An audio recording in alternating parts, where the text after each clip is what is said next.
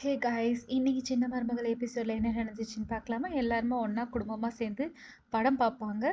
இந்த ரப்பர் பந்து படம் தான் போட்டு விட்ருப்பாங்க. சேது வந்து பாட்டிக்கு வந்து இந்த படத்தில் என்ன நடக்கும் சொல்லிட்டு எல்லாத்தையும் வந்து சொல்லிட்டு இருப்பாங்க.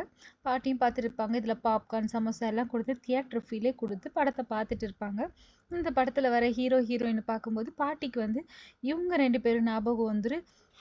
இந்த இடத்துல தமிழும் சேதும் இருந்தால் எப்படி இருக்கும்னு சொல்லிட்டு தமிழும் சேதியும் வச்சு பாட்டி வந்து இமேஜின் பண்ணி பார்ப்பாங்க. அந்த ரப்பர் பந்து சீன் அப்படியே ரீக்ரியேட் பண்ணி வச்சுருப்பாங்க. இதை பார்த்தோன்னே பாட்டிக்கு வந்து ரொம்ப எமோஷ்னல் ஆகி இதே மாதிரி இந்த படத்தில் நடக்கிற மாதிரி வீட்லேயும் வந்து எல்லாரும் ஒன்றா நிஜத்துலேயுமே இவங்க 2 பேரும் சேர்ந்தா எப்படி இருக்குன்ற மாதிரி இமேஜின் பண்ணி பார்ப்பாங்க. இதோட படம் முடிஞ்சோடனே எல்லாருமே காண போயிடுவாங்க. பாட்டி தேடுவாங்க, எங்கடா எல்லாருமே காண போயிட்டீங்கன்னு சொல்லிட்டு எல்லாரையும் வர சொல்லுவாங்க.